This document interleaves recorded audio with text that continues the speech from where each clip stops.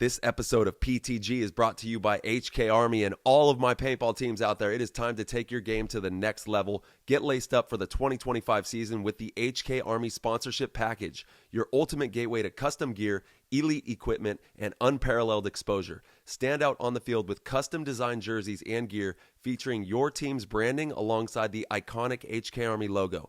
Your team's style with our innovation. Boost your brand's exposure and get featured across HK Army's massive social platforms, reaching millions of fans worldwide. Be a part of the conversation in the paintball community with HK Army. Get access to the elite gear, high-performance markers, cutting-edge protection, paintballs, and the latest technology to help your team dominate the competition. Join a vibrant community of top-tier teams and players. Connect, share experiences, and participate in exclusive HK Army events. This is more than a sponsorship. It is truly a family. Don't wait. Sign up your team right now at hkarmy.com/sponsorship and gear up for the 2025 paintball season. HK Army, lace up, stand out, dominate. Go to hkarmy.com/sponsorship to get your team signed up right now. This episode is brought to you by Lone Wolf Paintball. They are an amazing online supplier and have been around since the beginning of the game as Michigan's premier paintball field and paintball supplier since 1987. They are rapidly expanding into the online retail space and supplying everything you need to be the best paintball player you can be. They have got it all. Head over to lonewolfpaintball.com and shop all of your favorite brands. And they also boast amazing customer service and will have this out to you with same-day shipping, which is amazing. It's always nice to know that your stuff is on its way immediately so you can start to use it that very next weekend of play. Check out their YouTube, Lone Wolf Paintball, and their Instagram at Lone Wolf PB, and stay up to date with all of their deals and sales. Play the Game podcast is immensely honored to have them on board, and we cannot wait for you guys to check out lonewolfpaintball.com and become a part of their community. What's going on, PTG Nation? Thank you guys so much for tuning in to another amazing episode. This time we have a legendary individual coming from an insane bloodline. We have Marston Hefner. Yes, that's right. Hugh Hefner's son, who has really carved out a nice little path for himself. He's a writer, an artist, and most importantly, a huge fan of paintball. Somebody who's played paintball for a long time, really enjoys the game, keeps up with the game, and gets to sit down and join us for an amazing conversation. So without further ado, we're going to hop in the show. That was an insane inside move by Marcelo Margot. Great communication. And the crowd starts chanting Harmon. Great shot by all the guys, though. Tyler Harmon saved that game. He came out with 2 wins. Marcelo Margot was on fire. Welcome back, everybody, to the Play the Game podcast. We hope you're doing amazing out there. You're in the space where we bring you the most fascinating guests from all corners of competition, culture, and community. And today we have a truly special guest, someone whose last name is legendary, but whose passions and personality are entirely his own. We're excited to have on Marston Hefner, chat about some paintball, chat about the good times. How you doing, brother? Hope all is well. I'm great. I'm a writer, and you just hit it out of the park, man. Hey, let's go. Yeah, Ty's been crushing really these good. intros, dude. Let's go. That was Thanks, really bro. good. I don't feel like ChatGPT can write something that good. You know, I'm staying creative. And I'm having fun with it. And it's been a really fun passion project, being able to have this podcast, have a show where we can connect with people and just get thoughts out, connect and really expand our awareness, and not only paintball, but sports as a whole, and learn the intricacies of so many different people's lives. And you've had one of the most wild lives, I'm sure, growing up as the Hefner bloodline and all that entailed. But excited to chat about paintball and your experience with being in paintball and everything that it's done for your life. Because I know we talked a little bit before the show, but it's changed Marcelo and my life tremendously. So excited to, see how you got into the game and what it's been like for you. Yeah, so I started with it wasn't a birthday party, Marcelo. It was some of the butlers from my dad's house. No way. There we go. Yeah. They all took us out paintballing, and I had, my 3 layers of sweaters on, and I thought it was war, and I was hyper focused in the moment. And I remember I was terrified but excited, wondering what it felt like. And I was the kid who stayed in the very back. When you watch kids play, they're either crazy, like they have nothing to lose, and you're Yeah. like, where does he get this from? Or you see the kids who are completely terrified. I was the terrified one as well. I thought for Yeah, sure, like when I left, I was like, Mom, this might be it, Mom. I love you. I'll see you later. And it was like I was legitimately fearful for my life the very first time, and it was a foggy day, so it was like extra crazy out there. Yeah, yeah. And so, my brother got shot, I got shot, and at some point something clicked where I looked up to the paintball superstars. I was reading the paintball magazines and I wanted to start bunkering. And so I went the other way where I was just like pure chaos and too much. Yeah. So then you were just attacking it after that? Like once you got, yeah. That was the goal, was attack, attack, attack. But if you don't mind, I'd love to talk about how's it going with you guys? This new shift, this new freaking meta.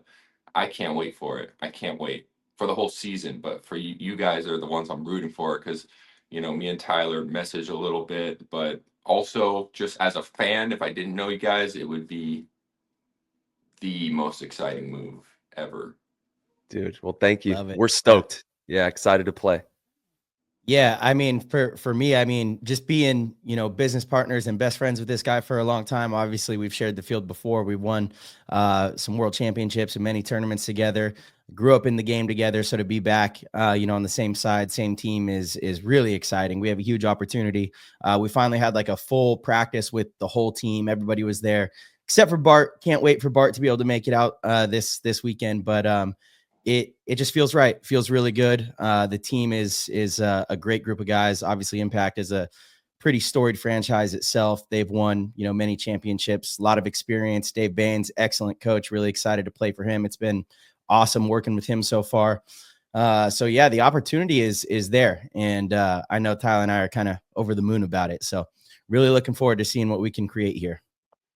Do you guys have an idea on how you're performing? And I don't even want to know, but do you have an idea on how you're performing based off of skirmishes? You can just get a good cadence and flow for your teammates. But there's nothing that really sims the actual tournament in that regard. We do try to obviously set up points, situations, and get into the as real of the situations that we can for the tournament. But when it's tournament time, the paint's different. The refs are there, the energy's there, everything's there. It's tournament time, it's go time. And I'm just excited for March. I can't wait for it to already be here. It's right around the corner. It's knocking on the door. And I just want to, show up in Tampa and start getting this party going. It's going to be a crazy event. We have a very iconic stadium that we're playing at again. Shout out to Chris Lasoya. Shout out to the legends that held it down in the past out there in Tampa. James, we're just, baby. Yeah, Raymond James Stadium. We're coming. And we just looking forward to seeing everybody. Super grateful for all the support from everybody out there far and wide across the globe who's sent messages to us. Shout out to all the haters. Shout out to everybody who's live active and engaged in paintball. We're really excited for the 2025 season and super honored to be a part of this culture of the Edmonton Impact culture and to take it into new frontiers as we go into the future. I mean, you guys literally picked up the 4 greatest players on the field, except for like a few, right? And there's some young bucks up and coming that I don't know that well. Like, even to me, Chris Shear is like a new young buck who's probably been around for longer than I realize. Very talented. Yeah. Yeah. But like, when I think of the greats, when I think of the GSPs, the Anderson Silvas, the John Joneses, it's Margot, it's Harmon, it's Stanzik and Goldman. Like, those are the 4, Superman 1s, Amazing Fantasy 15s, for comic book nerds. Now you're all there. Well, Dude, Goldman Goldman made a U-turn and he went back to Diesel. So he decided, nope, not going to do it. He got a pretty big offer to go back with Diesel. So we are down him, but we did get Mikey Arena back. I'm not sure how closely you've been following. There was kind of a lot of chaos. Mikey did go to Red Legion for a little bit, decided that, that wasn't quite the situation he wanted, and was really excited to come back and have that starting position, on the snake side for us. So we're strong, powerful, really excited. I felt like you guys were jiving. You, Stanzik, and Harmon were really jiving, and Goldman didn't feel like he was really he wanted it or something. That was just something I felt. Yeah, well, if you don't know about Mikey Arena is an absolute dog. Do you know about Mike? I don't know him as well as I should know him. Yeah. Oh man, you will. In my opinion, one of the greatest players of this new generation, and his mindset and hunger for the game, and his just humbleness and willingness to be a selfless player and person. I mean, he's second to none in my books, and one of my favorite players of all time. And for me to say that, I don't just say that lightly. Mikey is legitimately one of my favorite players because of the way he carries himself. And the dude is mean. The dude's a dog. And I love playing like right alongside that. That energy just pushes me to new heights as well. Yeah. You got to have that ferocity out there. I hear you. I feel like, I don't know. I feel like Marcelo is more like analytical and he's more like tactical. But then there's some who are dogs and there's some who are hawks, and I could be wrong about that. Oh, Marcelo's the dog hawk analytic. He's all of it packaged into one. Yeah. I enjoy the variables of the game, right? And I really enjoy playing in a way that helps my teammates play better, which is through communication and kind of breaking down the field and solving the puzzle. The game is so, I don't know if you listen to previous shows where we were talking about the formats that we were testing the other weekend, but it's why I love our game so much the way it is, because it's so intricate. It's so detailed. There's offense and defense within every single point, and you're called to play a certain style based on what situation is presented after the breakout. You can't really, you can plan for it ahead of time, but you can't predict exactly when those moments are going to come. So it actually forces you to really, really think and problem solve. And it's one of the most unique things about our game, in my opinion. And I'm just obsessed with that side of it. So, and all the great players are, even the dogs, they're processing information. They're not just closing their eyes and running down the field hoping to get kills. They're processing information at a very high level. They're running the math, running the numbers, and they're, deciding, am I going to roll the dice or not? Paintball is just such an analytical game as a whole, no matter what position you play, if you want to do it at a high level. Now, you do have young attackers. It's usually how it goes. You have young attackers that are just willing to go, and sometimes they have success, but it's usually circumstantial. Like they make it to a really far spot off the break and the other team's not looking, or the other team loses a body on that side, and then it becomes kind of easy for them to shoot 2 or 3 bodies, and it looks like this heroic thing, but it wasn't incredibly hard, and they don't really take the next step until they can really earn that stuff, like go short off the break, and earn their way into the hard spots and then make good decisions to get those kills. Paintball, especially at the high level, is just such a analytical game, and it really is for intelligent people. Like it forces you to problem solve, and just love that about it. So I noticed that about paintball. I'm not a player anymore because of what it took out of me. I'm just a pure watcher, which I think says a lot about what you guys are doing, because I honestly like watching you guys more than I like playing the game. But like I was grinding fatherhood and business and art, and then I would go onto the paintball field, and it was a puzzle that had to be solved, and I had to be better than myself constantly, and it was like, it's really hard to do it well. It is. Yeah, it's something that we work with a lot of teams on every single weekend. We're training, and there is kind of like a formula to it that we go over with the players as well. It's like, how many do we have? How many do they have? Where are they? Okay, how are we going to figure out how we're going to leverage this in our favor? Where's our opportunities in finding those seams to try to work out? And then obviously the game clock and the score when you're playing a tournament tell you exactly kind of what you need to do in each moment as well. But it is a really fun puzzle, and I think that's what keeps so many of us entertained with it, whether you're watching as you are these days or playing. It's just a really entertaining game, and we're trying to find new ways to package this. It's been something that we're working on tirelessly right now, and actually I'd love to get your thoughts and ideas on how we can package this sport and distribute it as a successful product into the world for people to know that obviously there's recreational paintball. Shout out to the rec ballers. I'm going to go play some rec ball with my son here soon, one of my favorite ways to play. But the world still does not know that people like myself and Marcelo and Goldman and all these other players out there exist and are able to play this at such a high level. So how can we package this thing and distribute this to the world, or any ideas on some changes that you might make to bring it out into the world and distribute it? Yes, I can work on this. Okay.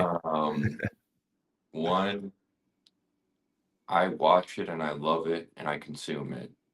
So I don't have to have the job that you guys are doing where you're trying to figure out how to make this work.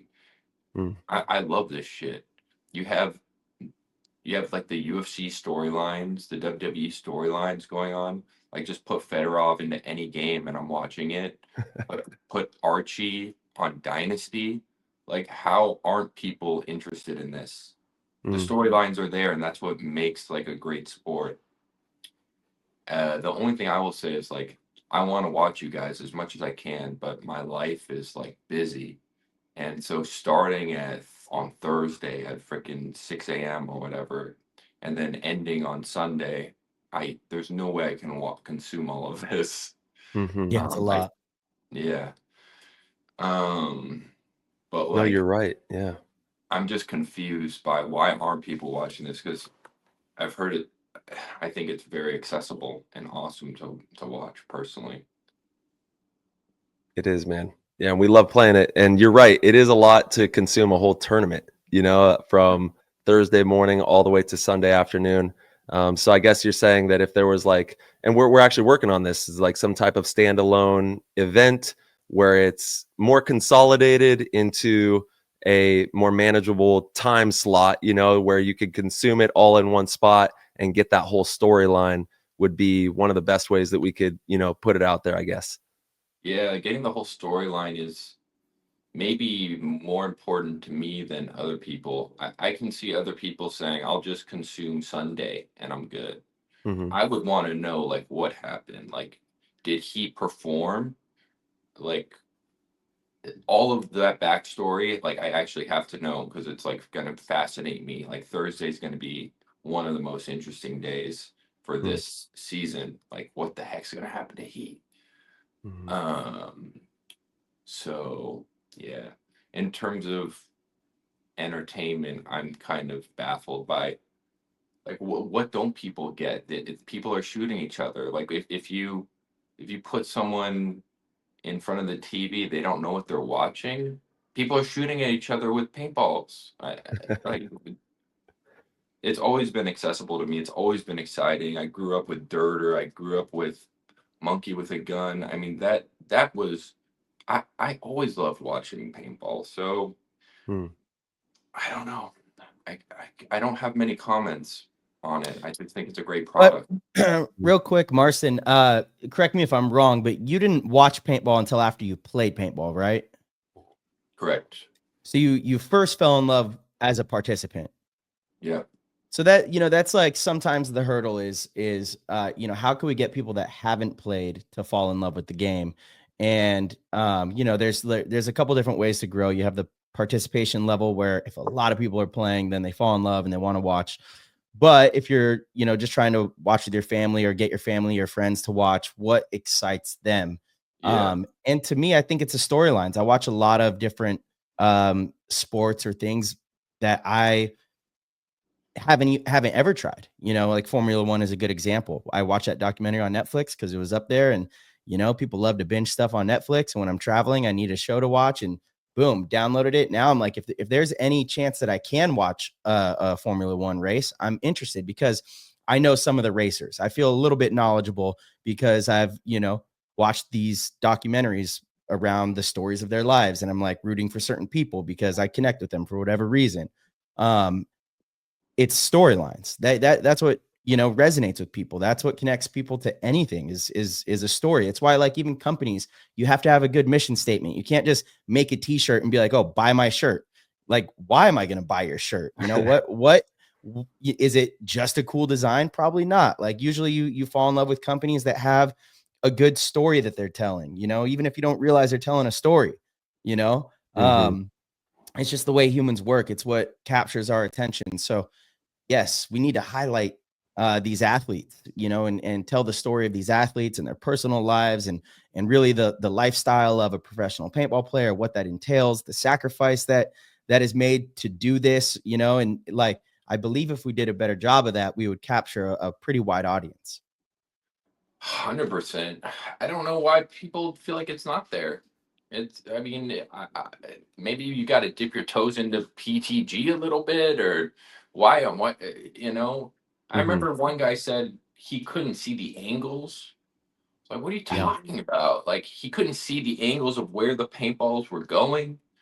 It's like, that doesn't matter if you have the bird's eye view of everything, but he wanted to see where the paintballs were going with 5 players. Do you really want to see that? Have you seen what Overwatch looks like, that video game? It's like switching between like one view and then another view. It feels really chaotic and jarring to look at like different guns all the time. You want the bird's eye, in my opinion. Yeah, we got to like marry that together somehow, like the bird's eye. And then maybe I heard somebody talking about it. Maybe if there was like a couple players on the field that you could toggle to their onboard cam or something, and then hear them talking, because one of the most captivating things, if we're talking about paintball play and paintball action live, is the comms, is what the players are saying to each other, because it is so intricate on the way that we're shifting and moving guns and applying pressure to the field. And that is something that I think as we move into the future, we'll see major gains in those regards to documenting that. But yeah, I think there's, like, as we move this into 10, 20 years down the road, you'll have the bird's eye, you'll have the onboard toggle through, you'll be able to see it as it's developing. And also kind of, a lot of people enjoy the, even on Netflix, where you choose your own adventure, right? You can kind of choose your own adventure in the paintball game and be like, okay, I'm going with Tyler on this, and let's see what he does. Or I'm going to choose the adventure with Marcelo and see how he quarterbacks this situation and then goes and dunks on someone, and like, just have that full experience. I think as we move, forward, we'll start to see those developments start to happen. Yeah, there was one NXL event like a few years ago, and it's stuck out to me because I can still hear your voice, Tyler, going pop, pop, pop, pop, pop, Yeah. pop, pop, pop. They had like the comms on the field, and I could hear your voice shouting to the players. It was powerful. It was powerful, and it was real. It felt like I was right there. Yeah. I don't know why they stopped doing that, but it was good. That was great. They do still do that, Marston. Yeah, it's called Sound FX is what I think you're talking about. And it takes some time, but after each event, they do try to go back and upload all the games without the commentary. So it's just the on-field audio, and you get really great you get a really great perspective of how the game's actually played.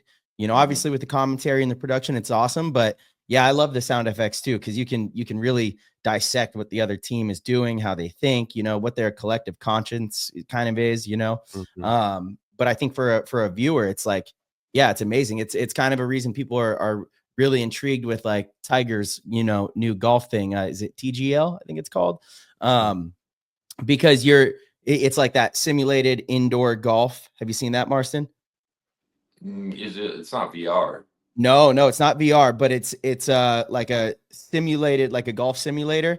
And then they have a live green that changes. Like this green is Yeah. unbelievable. It has like thousands of hydraulics, and so each hole kind of changes, and they do go up and actually putt on like a real green, but they hit from the the first tee like into a simulator, and it's cool because you have all the pros right there in a confined area, so you're hearing all their conversations, and it's just really up close and personal experience. Fans like to get up close and personal with the players, with the athletes. It kind of again, it's just another way for them to connect. Mm-hmm. Agreed. It was the putting green changing, Yes. like Yeah. dynamically. Yes. Okay. Yeah. No, it's incredible. If you haven't checked it out, check it out. It's TGL, pretty sure. Yeah, TGL. Let me make sure of that. Yeah, I think it just dropped this year. Yeah, they've only had like 3 or 4 weekends of tournaments. And it's fun listening to them banter TGL. back and forth, between each other, and then, talking about the game that they love as well. And it gives you a really unique insight into it. Yeah, I think player microphones and more hearing as if you're in the war with them, like just hearing Harmon shout. It was dope to feel like you were there. I had a question for you, Harmon. Were you benched in World Cup? What was going on there? They didn't play you one round or something like that. Yeah, no, I don't know. Not my decision, not my job. I just, whenever they do say, T, you're in, I say, okay, yes, sir. And I go do my best, But yeah, there were, I think I know what you're talking about. And yeah, I don't know. I can't really comment. Fair enough. Yeah. I'm very interested in seeing what happens to Heat here. Haven't they in my head, I was thinking, well, let's just talk about what did they do? What are they doing now? Yeah, they picked up Blast Camp players and lost, obviously, myself, Fedorov, and Connor Kelly. We saw them out in Dallas just a couple weekends ago or last weekend, and they looked great. The energy's good. They're all working really hard. So I honestly don't think that it's going to be too far off from the levels, or even better, than where we were at.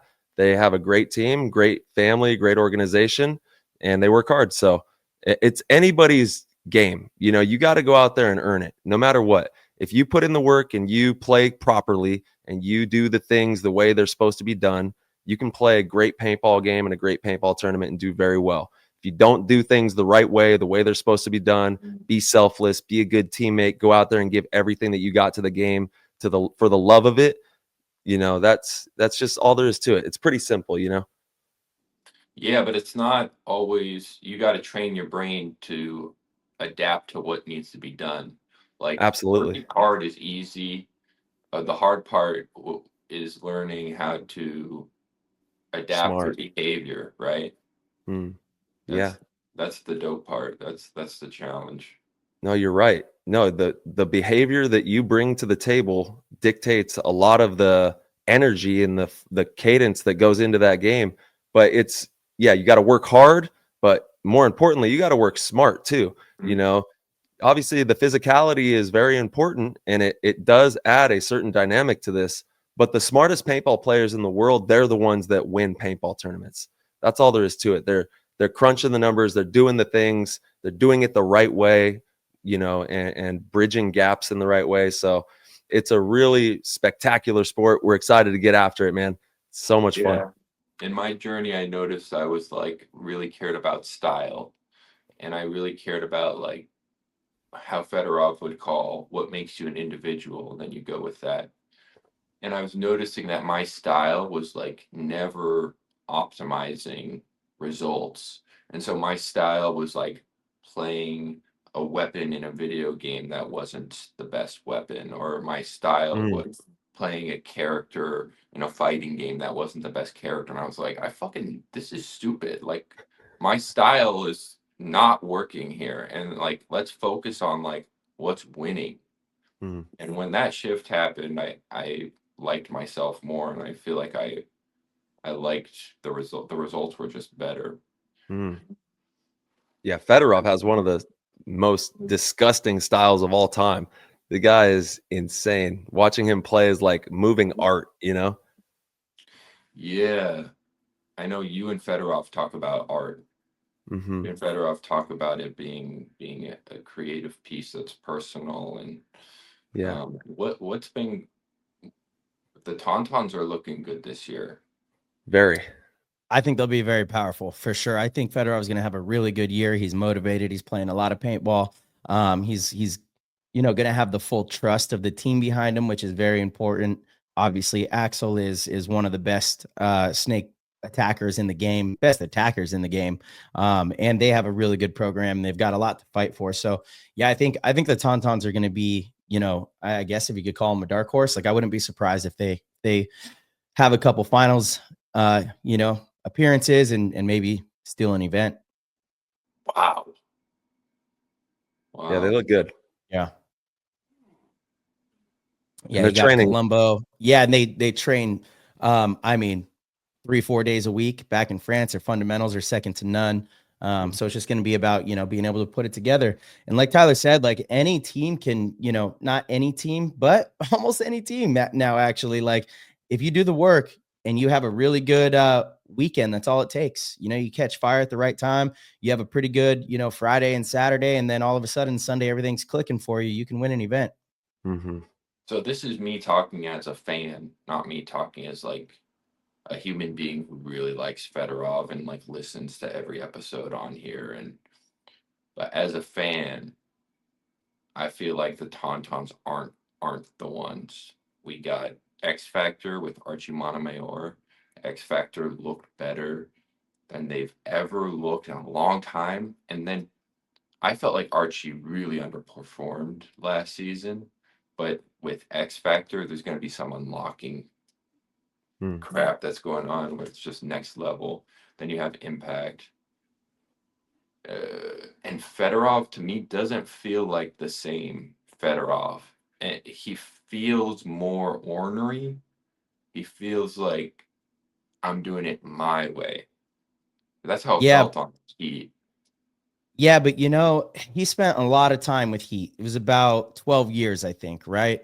And what you're saying, Marston, is absolutely correct. And a lot of people saw it. You could tell that it didn't seem like Fedorov was very happy there. He still has all of his capabilities. He still has every, he's incredibly dynamic. He's in great shape. He still has the mind. So now being in a new place where you're motivated, and like I said, you've got the belief of the team behind you. It seemed like there was some friction, with him and the Heat camp, with the coaches for a few years, right? And you're right. It did seem like he was playing in a very, I don't really care. I'm just going to play my style. And if you don't like it, you don't like it. It is what it is. I don't care about the situation. I'm just trying to, do what I want to do out there. But I think it's going to be a little different.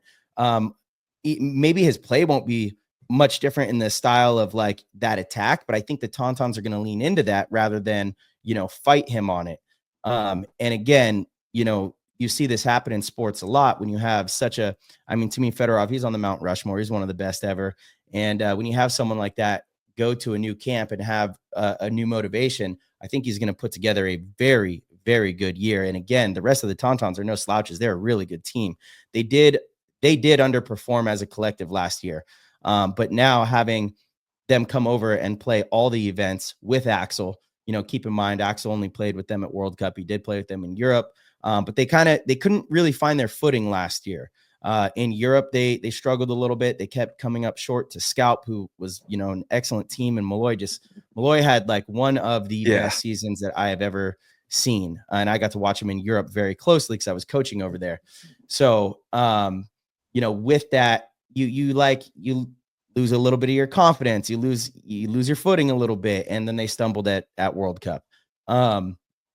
But I do think that they are going to be one of those teams that are, again, I could see a certain layout where they're just hitting their shots off the break, and then they have those dynamic attackers and good closer in Colombo. They could definitely come through and win an event. It's just the way it is. They have some all-star players, and Axel is so hungry for a win in the US. He's so hungry to do it with the Tauntauns. It's like it is all he wants, and he works his butt off. So I don't know. We'll see. I mean, this year is going to be very competitive. Yeah, I agree as well with the X Factor. They're going to be incredibly strong. One of the best coach teams ever, in my opinion. What was going on with Archie this season? What was going on with that? I It think felt like he underperformed. yeah, I mean, he did, right? And it was still one of those things where he was still better than 90% of the league. But the reality is he was a little checked out. You know, he has a lot of personal stuff going on with business and with his wife. They have had a ton of, projects that they also work on. So he wasn't practicing as much. He's coming off of a few years of like some extraordinary success. It can be easy for some people to get comfortable, I guess. He was actually contemplating retirement. And then I think this move back to X Factor kind of reignited that fire and lit a massive spark. He's been to all their practices. He's been, he was Archie this last weekend. He was Archie. He was playing some great paintball, and I don't know. Again, yeah, he underperformed. It's easy to say that from the outside looking in, but as a teammate, I know I was always like, I don't care. I want Archie on the field because he would still have those massive moments. He had some pretty game defining moments and moves for us all year. It was just not up to what he did the year before, which was like, again, talk about putting together a Mount Rushmore performance. He kind of did that for an entire season with us, to where you're almost guaranteed to underperform after something like that. You know what I mean? Like that doesn't mean that you're not still better than majority of the league. So, yeah, I think he's going to be incredibly powerful this year. I think Ryan Brand is going to really lean into, utilizing Archie. He does a really good job of getting the most out of his players. So, yeah, I mean, if anyone sleeps on Archie or thinks like, oh, he's going to go to X Factor and, kind of be the, not what he was, I think you're kind of crazy. It's like the story of him going home. Of course, he's a competitor. He's a fierce competitor. So in his heart, I know what he wants. He wants to maybe have one or two really, really powerful years with X Factor again, and then move on to different chapters in his life, and conquer those things. That's the way Archie is. So, And yeah, this is coming from someone who loves Archie, loves hearing Archie. yeah, I find him very inspirational as a human being, as an artist on the paintball field, and as a businessman. And so when I'm talking, I'm purely speaking of what I'm watching on Go Sports, of not, course, yeah. Yeah, he's a creative master, and he's been getting into music more, and absolutely has the artist's mind, like we were talking about before. And he's always entertaining. And like Marcelo said, do not ever sleep on that guy. One of the best players to ever pick up a paintball gun in the history of the game. And I think a part of his journey is maybe like it's human to slump and relearning, recalibrating the brain. I think that's what he's going to do. He's going to, oh, I got to reset here. I got to think differently, and he will. And that's why I'm really excited for this season, man. I know. And he's, like I said, extremely creative on the business aspect as well. Very driven individual. And with the company, the paintball company, Project Paintball, that they started, him and Ryan Brand, has been extremely successful with their, all the different aftermarket parts and markers and all the fun stuff that they've cooked up for the community. So definitely excited to see X Factor play. There's so many great storylines going on in the game. So we're going to have an exciting season of paintball for sure. But speaking of competitiveness, we're not just going to skip over this. You play professional backgammon. Is that right? I was a master level backgammon player because my father played backgammon. And so I reached like a master level of play. No way. If you want to call that professional, yeah, you can call that professional. Yeah, I mean, that's pretty pro to me if you're at the master level. That's epic. Yeah. So talk about that journey and kind of how backgammon began for you, and what it's like, or how you view the game, or how you process the information when you're playing to beat your opponents in that competitive style. My dad played backgammon and he taught me, and I kind of pulled a Fedorov on Heat, where I wanted to do it my way and it didn't matter what was right or what was wrong. And my dad got so upset. He said, "You're playing the game wrong. Why are you doing it this way? Why are you doing it that way?" And there was something in me that I didn't like the idea that it had to be his way or it was incorrect. Mm. And so I learned the game on a deeper level. I just studied. And I realized that what my dad considered correct was like, you know, the computer would have said he was an awful player. The computer would have labeled him as distracted, a distracted player. And so then I came back and I whooped his ass and I whooped his friend's ass. And I took their money. And then my dad goes to the safe and he's counting out the $1 bills that we played for. And he said, "You're better than all those guys." And that was a big moment for me. So in some ways, backgammon is a way to get my father's love, affection, approval. And it just became such a chore. Like, my real passion is writing and art. And I was grinding that.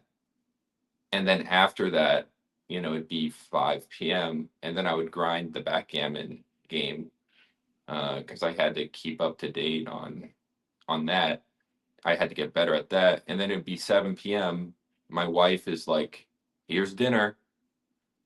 And I was like, I'm missing out on like the person I care the most about, and I'm not even having fun.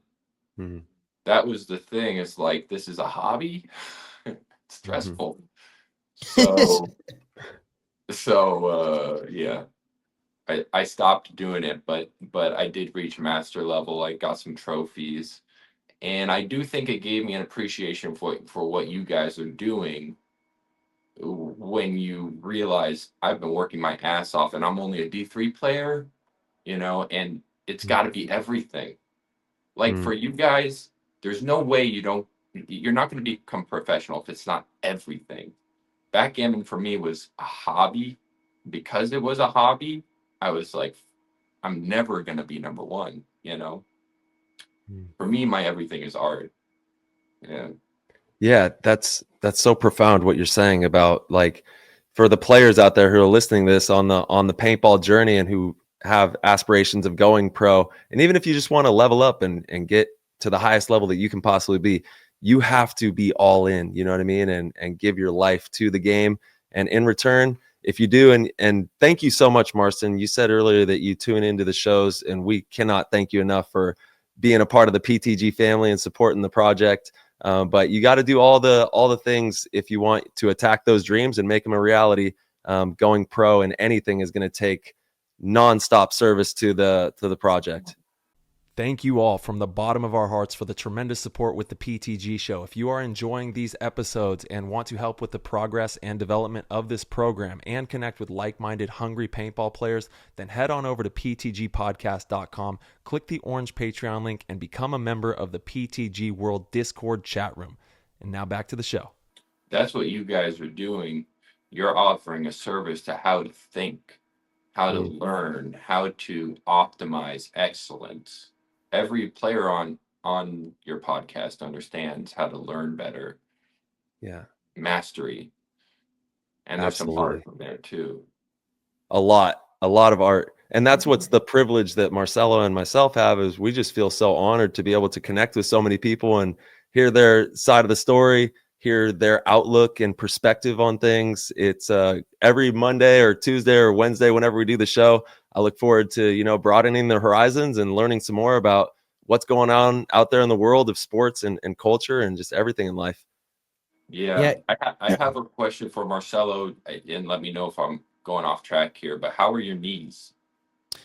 Well, my one knee has always, knock on wood, one knee has always been pretty good. No issues with my right knee. It's been my left knee that, I tore my ACL and meniscus 2 times back in 2010 and 11, so a year apart. Have some torn cartilage in there and arthritis, all the things, but they're feeling good. I mean, I have found some really good workouts and ways to prepare myself for events. It requires a lot of attention, a lot of, recovery, and a lot of, rehab and strengthening. But I feel really good. I feel really athletic and limber. And I don't know. In many ways, I've said this before on the show, but in many ways, I feel like those knee injuries forced me to become a better athlete. because I started focusing on more mobility training than I probably ever would have.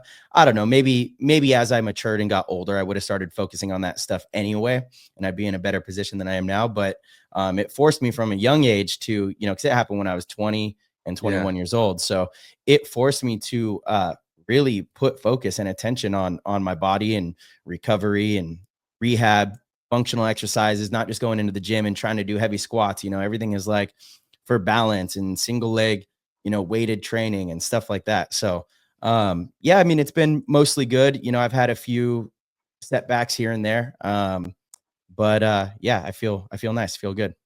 Was your performance last season like up to par with what you wanted? Because I feel like didn't see you play in some of the games. Was that like a knee issue or what was going on? Yeah, no, absolutely. Last year, I definitely think I underperformed. I didn't have a great year. There was a lot going on, personally, but the Texas event in the mud, I tweaked my knee, making a fill out to one of the sides, and it healed pretty quickly. But yeah, I certainly had a little setback there with my knee. Fortunately, it wasn't anything major. And I think the match that you're talking about was in Texas. Sat out the following game, and yeah, it's kind of more of a cautionary thing than anything. Nowadays, it's like I really don't want to risk something major. So it's fortunate that it wasn't. Yeah, Texas was just wild with the amount of rain that we got there. Yeah, it was just so muddy. It was sticky. I would like try to fill out to a side, and my footing got stuck as I was popping up, and I felt a little pull. And then I just wasn't able to bend my knee too well. So I don't know if it was like another micro tear on the meniscus or what, but I did go and, saw my sports therapist when I got back, and ACL, all that stuff was intact. He's like, you could get an MRI, but it doesn't seem like it's too serious. Let's just keep kind of going through these mobility exercises and see how it recovers. And it has, since recovered, and I feel back to 100%. So, but it was something that kind of lingered, and, injuries are interesting too. They play a role mentally. It can be difficult to stay hyper focused on the game if you're worried about making a certain move, or you're worried about, planting a certain way. It affects practice. It affects a lot of stuff. I think that's one of the biggest hurdles, athletes have to overcome with injury. It's actually not the recovery itself. It's the mental part. But that wasn't a huge part of last season, right? What's that? The knee wasn't a huge part of last season. Like your knee was pretty much okay. Yeah. Okay. Yeah. That's good to know. Mm-hmm. Yeah, it was just that Texas event. It was just the Texas event. And then after that, felt like we kind of got back on track. I want to learn from you, and from you saying you underperformed in 2024. How do you get it back? How are you how are you adapting? I don't think you have to make a ton of changes. It's just my process kind of stays the same no matter what, through ups and downs. Sometimes things just don't fall your way. And that's kind of the way it shook out. Yeah. So to me, it's about continuing to do the things that I enjoy, which is working on getting better. I've spoken about that a lot on PTG. It's to me, it's not being result driven. So I'm not focused on the results. I'm focused on the process of what it takes to get better. That's strengthening myself in the gym, making sure that I feel very ready and prepared physically, making sure that I'm staying sharp on the field. I definitely played less paintball last year than in previous years. Just again, had some personal family stuff going on, lost someone very close to me. And these are all things that you could point to as excuses, but the reality is I was a little distracted at times. And this year, part of, coming to Impact and getting our group together was the fact that we'd be able to play a lot of paintball together. We're going to be able to be at the field all the time, which is really helpful. But yeah, the process doesn't really change a whole lot. It's just, how can I continue to find ways to get better? Watching film and being honest with myself about moves that I missed or chances that I took that didn't pay off. It's funny. I want to kind of go back to what you said, Marston, about playing baccarat and how backgammon, and how you didn't play by the rules. It sounds like, right? Like you have like a formula in every game. You kind of have the rules. And sorry, I was thinking baccarat because I was thinking of gambling. I was thinking of blackjack, which is Mickey Mace is the baccarat. Yeah. No, but I had the analogy with blackjack because I think it relates to other sports. You got to play by the rules, but if you really want to make money, there's times where you have to go off script and you double down, or you do things that maybe you shouldn't. And in sports, it's like that too. And the way I coach is, okay, I'm going to teach you the basics, the fundamentals first. You have to execute these at a very high level. I need to know that you understand that if you're the widest on the Dorito side and the other team's not wide with you, you have to wrap. You cannot look inside. You have to wrap and you have to contain, right? But once you master that, there's times where you're processing all of that and you realize, actually, now's the time where I do need to look inside because they know that I'm going to be wrapping. And so they're not going to make that fill out. They might try to instead counter and make a move up the center. So now's a time where I'm going to break the rules a little bit. I'm going to look inside and I catch that player making a dynamic move up the center. So in everything, if all you do is follow the rules and you play within the guidelines, you're never going to separate yourself from anyone else. So you do want to master the right way to play or gamble or do business. You want to try to do everything kind of by the book and follow the blueprint that's already there. But then if you really want to separate yourself, you have to have something that's uniquely yours. Sounds like you did that, and yeah, to me, that's what separates the good from the great and the great from the best. I think that was the goal. I think I'm seeing that more in my writing. It reminds me of what you're talking about, where you learn the fundamentals of story. You learn the fundamentals of how to hook the reader, to how to make them excited, to how to keep them at the edge of their seat, how to develop character. But it's not you. It's not something where the reader looks at it and goes, what the? I've never seen that before. Unfamiliar. Something unfamiliar. And I can see now what you're saying, where once you master the fundamentals of getting the reader at the edge of their seat or entertain, whatever you're trying to go for, then you can add in that personal touch that makes the reader feel like they're in a place they've never been before, or they're reading something that's never been there before. But it's so important in the writing terms to write genre, to write the way the comic books are written, to write, and then you throw in that paintbrush stroke. Yes, exactly. Yeah. Yeah, you got to break the rules to be great. I mean, that's all there is to it. And 100%, but you got to master the rules first, Yeah, that's right. Yeah, it's something just this last weekend, I was working with someone out there in Tucson, and we're going over all the details of, the fundamentals and all that stuff. But I'm also in the same moment, I'm like, I know I'm telling you this, but there's going to be moments where this is going to be wrong. And you're going to have to do the opposite of this. It just depends on the situation, and you got to play all these different variables and situations to be successful in the moment, real time. And speaking of that, I want to jump into the writing, your writing, and when you started writing and how that's developed. I think you've written for magazines, have a book out as well, and have been very successful with that. So let's kind of dive into your writing. Yeah, it's just been something that, paintball was your everything, writing was my everything, and everything becomes a lot clearer, a lot easier when you have an everything, a North Star to go towards. And there have been times that I questioned it, do I want to keep doing this? For the most part, it's just all in, how good can I get? For about 12 years.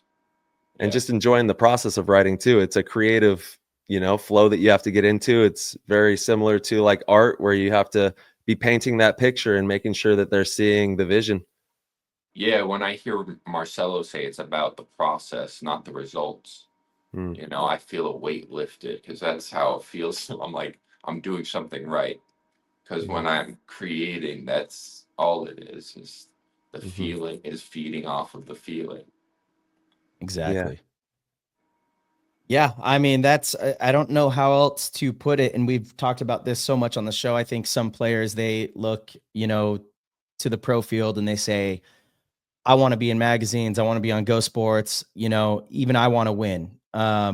even the simple thing of I want to win. Of course we want to win, but that's not what made me fall in love with the game. I fell in love at a very young age because I really enjoyed playing. And then there was something inside of me that was upset when I would get shot and let my team down, or we would lose points out there. There was something that said, this is unacceptable. Okay, how can I get better so that that doesn't happen? So I don't have that feeling, so that I don't let my team down, so that I can have success on the field in the game that I enjoy. And that's the same driving factor and, same force that I'm, driven by today. It genuinely is like, and that is once that disappears, once you no longer have a desire to get better and push yourself and challenge yourself, I think that's when you got to hang it up. And you see players for, way too many seasons, they stick around because they still want that feeling of being on the pro field almost, rather than what got them there in the first place, which was the enjoyment of being at the field as often as possible. Or even if you're not at the field, watching film, consuming the game. So yeah, to me, it's just always been easy to focus on the process rather than anything else, because that is what I enjoy, and I don't like doing things that I don't enjoy. That's, and that's why I think if you choose an alternative kind of career, where it's not a typical 9-to-5, I think you probably share that same sort of, sentiment, to where you're not going to do things you don't enjoy, no matter what. You're kind of by nature, the type of person that loves a process, whatever that process is. So, yeah, it makes everything a whole lot easier. I think it also allows you to compete more freely, when competition does come, if you've been so hyper focused on just the result, you're focused on the wrong things. You're not focused on how you get that result. Like you have to be focused on how you get those results. And that comes from a purity in curiosity of how to be better, and breaking it down to every single detail. That's it. However far you can strip that down and build back up. That's it. A part of that is, for me, is losing the ego and receiving feedback on my art from friends that I respect. Yeah. I push back about that. I push back on this a lot, actually. The whole lose the ego or kill the ego conversation has blown up in previous, in the last 10 years or so. I disagree with that. I think you need to have your ego, but you have to use your ego. You can't let your ego consume you. You can't let your ego get out of control. But without ego, where's the desire? Like, ego is almost, in a way, a sense of pride. It's a sense of pride in what you're doing. It's part of you telling you, no, you're better than this. Give me more. Give me more. You have to use it, though. You can't let it control you. And there's a difference. But if you completely kill the ego, then where is the drive? Where is the pride to get better? It's like, no, I want somebody on my team that is a fierce competitor. But if their ego controls them, and they can't recognize, when they do need to be receptive to feedback or conversation, then it's a problem. Absolutely. An ego can get out of hand, and it does get out of hand. But I don't want someone that's just, kind of a pushover next to me that's like, oh, it's okay that we lost. We'll learn. We'll get better. No. I need something inside of you to say, I cannot stand this. I cannot stand this. And I'm willing to do whatever it takes to get back to the very top. I think those are two of the same things. I think we're saying we are, but I think the term "lose the ego" is actually inaccurate, because you're right. We are kind of saying the same thing, but when the term is "lose the ego," by definition, that means don't have it. And I think that is a very misleading way. And again, it's been, blown up on all these, self-help kind of like books and stories and all this. But no, the ego can be very powerful. It can be very powerful.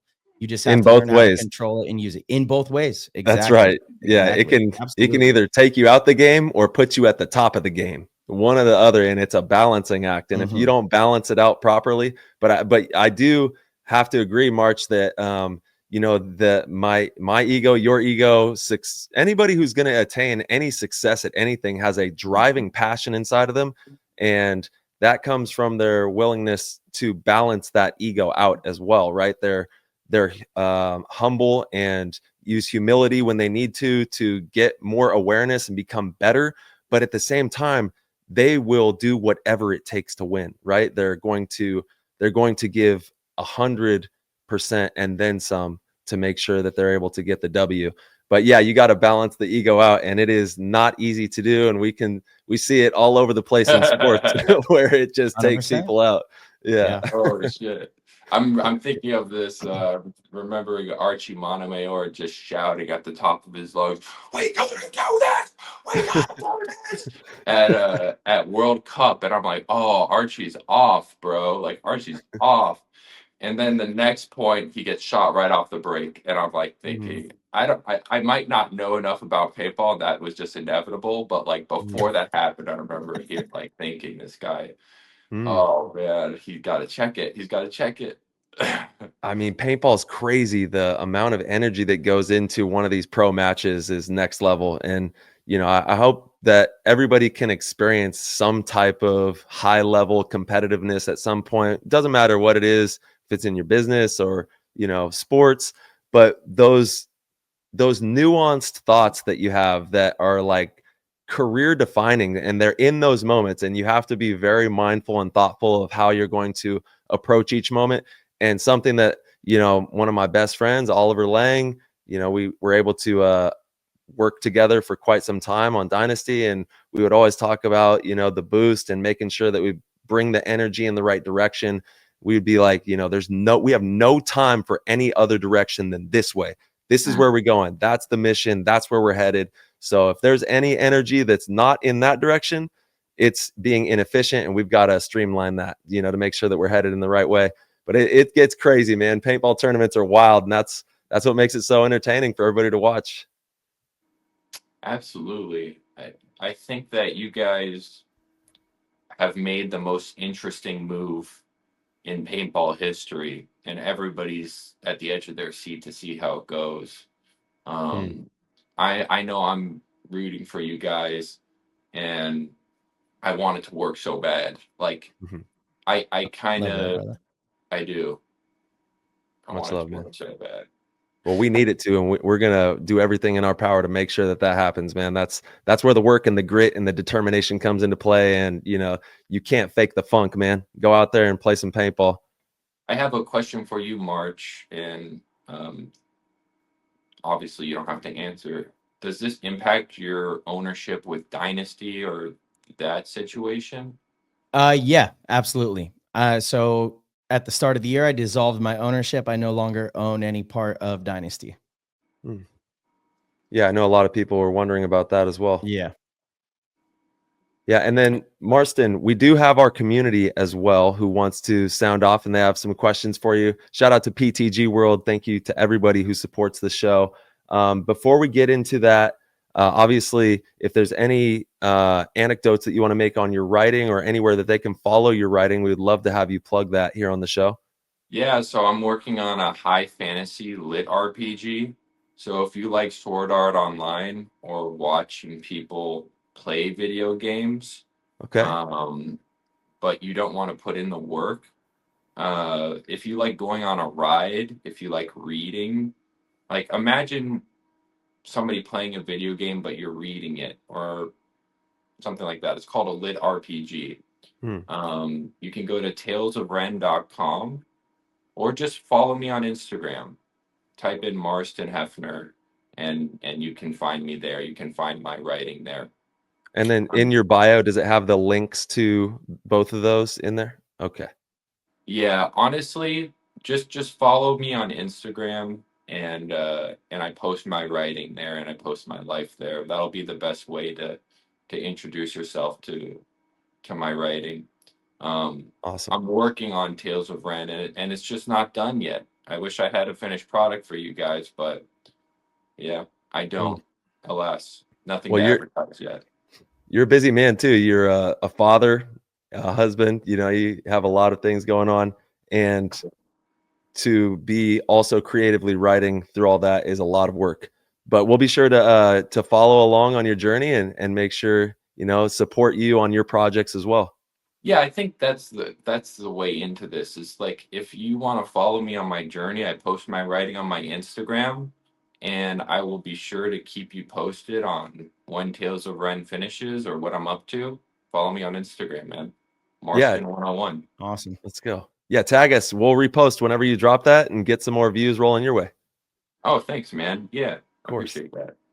Absolutely. Yeah, and then obviously I do want to ask you about, growing up in the Hefner mansion. It probably was kind of crazy. And what that experience must have been like. Your dad is an absolute legend. Bless him. I know he's no longer with us.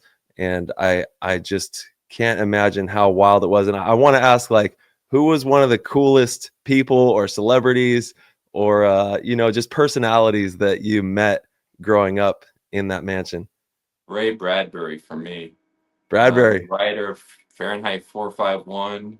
Yeah. Writer of the tyrannical society that would book burn, where firefighters book burn. He actually wrote in Playboy. I think he wrote Fahrenheit 451 in Playboy. That was its debut as Whoa. a short story collection.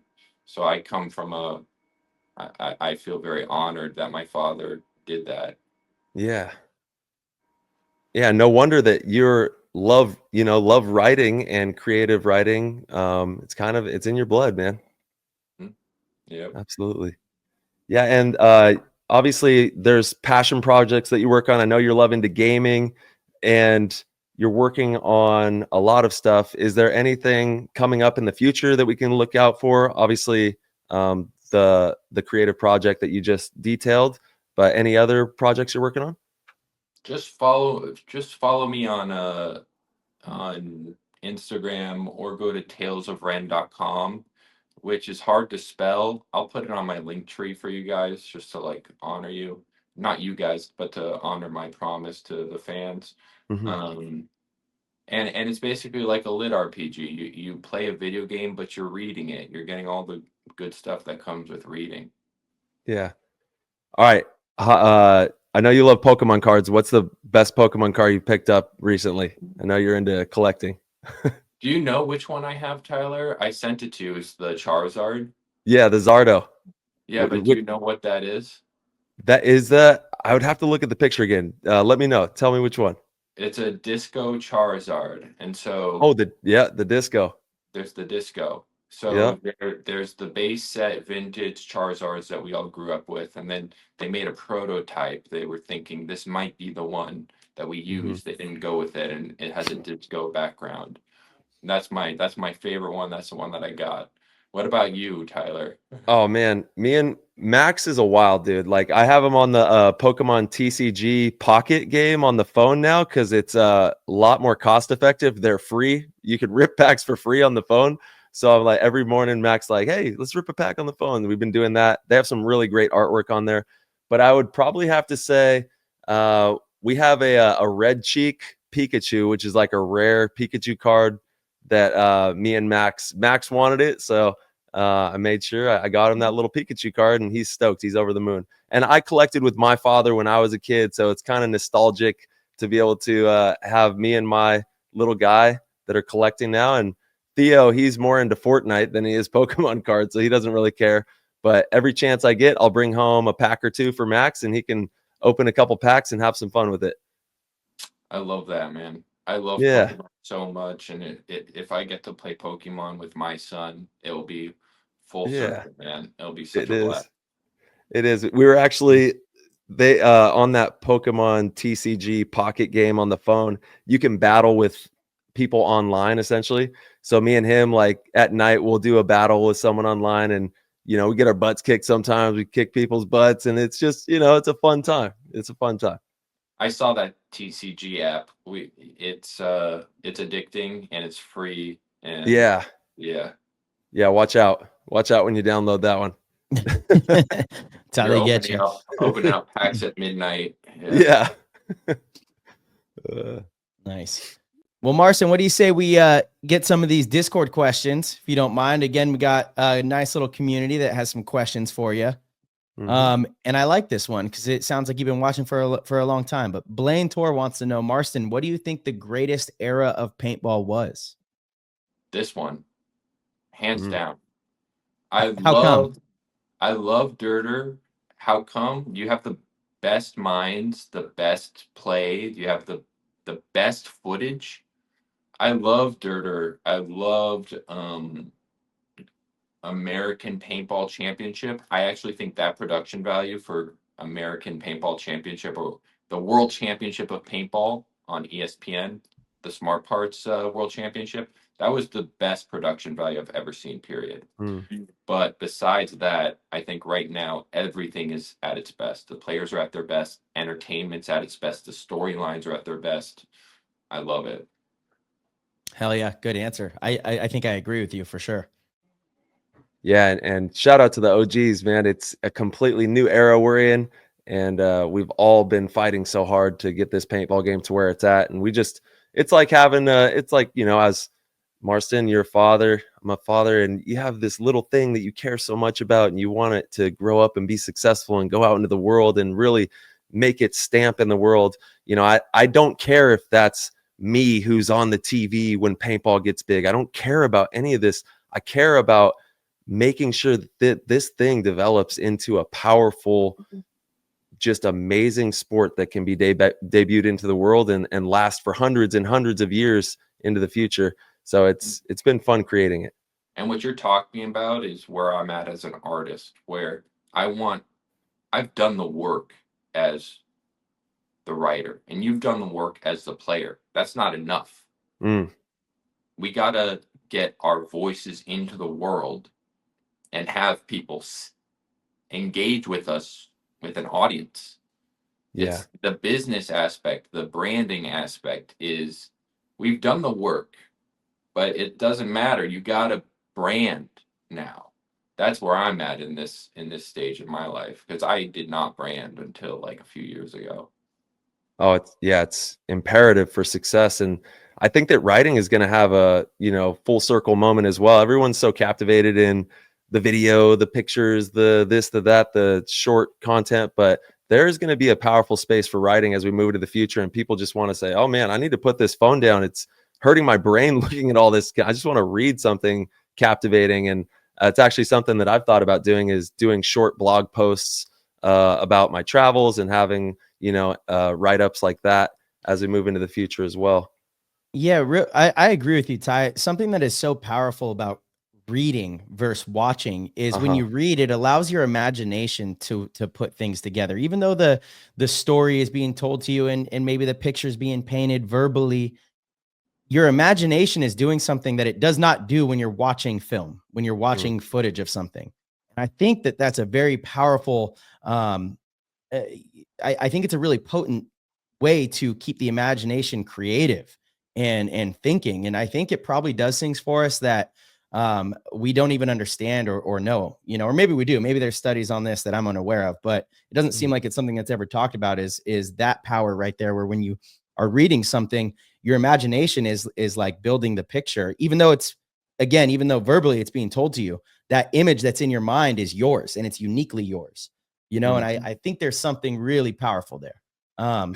Yeah, I absolutely love to read. Obviously, you know, that's kind of what inspired me to write my paintball book in the first place.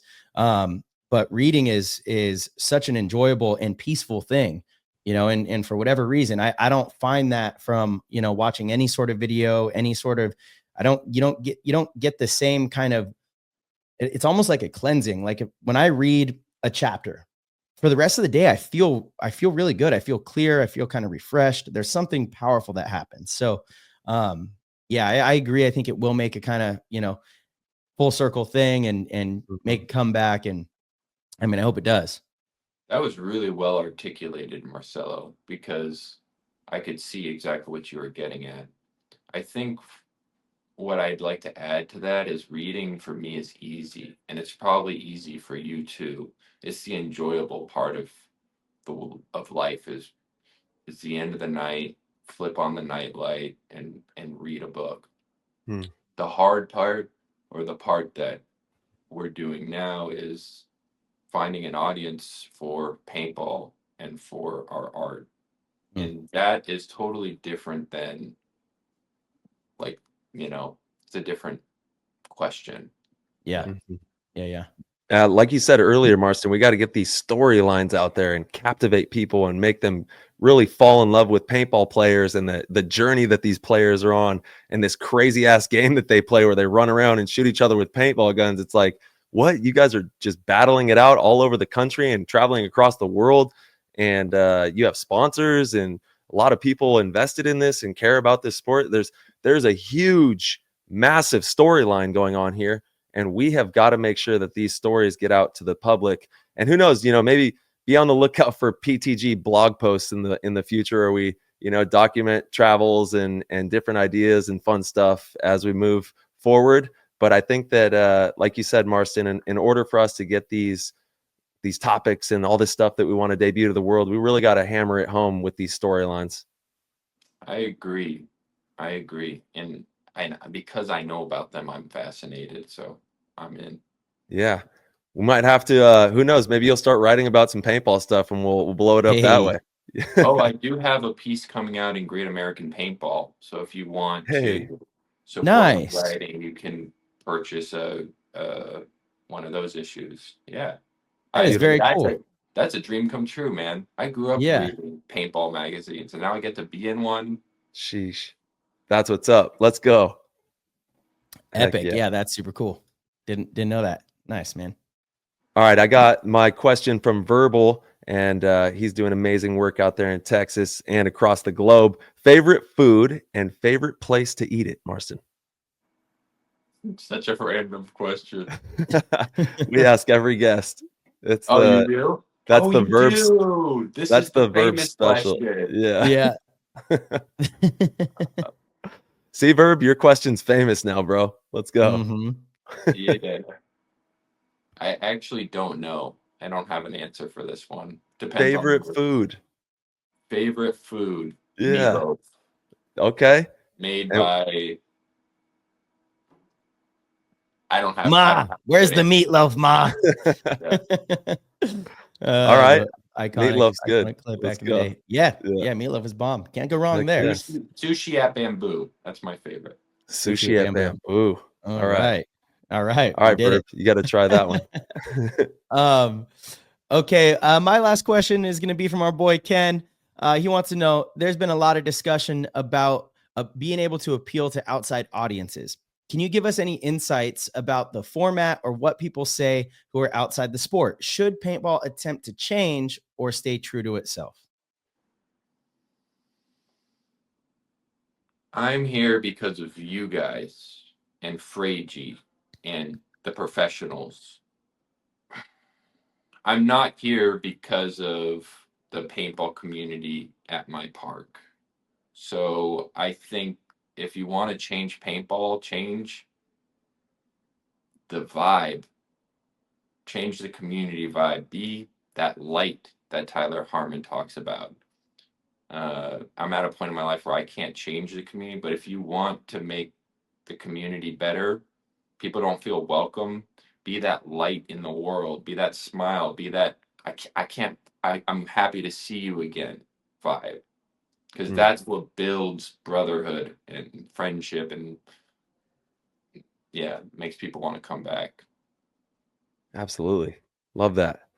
Yeah, man, let's do the best we can to make it a paintball culture that is just booming, right? Big energy and welcoming to all people and making sure that everyone's having a good time. When you go to the paintball fields, you're going to be having some fun. It doesn't matter, leave all your worries behind and go play some paintball. Yep. Facts. Love. Absolutely. All right. Let's see. We've got. All right. Basically the worst. What would you say is the most exciting for you about paintball? What's the question? What would you say is the most exciting for you about paintball? Like, what captivates you the most about the game? Listening to the experts, and also learning about the storylines and then watching them. The most exciting thing that I'm looking forward to is March, Thursday, watching Impact play their first freaking game. That's what I'm excited about. The storylines, baby. Yeah. Okay, gotta let you know so you're not sitting around watching Major League Paintball Plus all day Thursday for no reason. We start on Friday. World Cup is always on Thursday. World Cup, they have to add an extra day because we have so many teams. But we'll be starting in Tampa on Friday. We get out there, I think Wednesday night. We'll practice Thursday.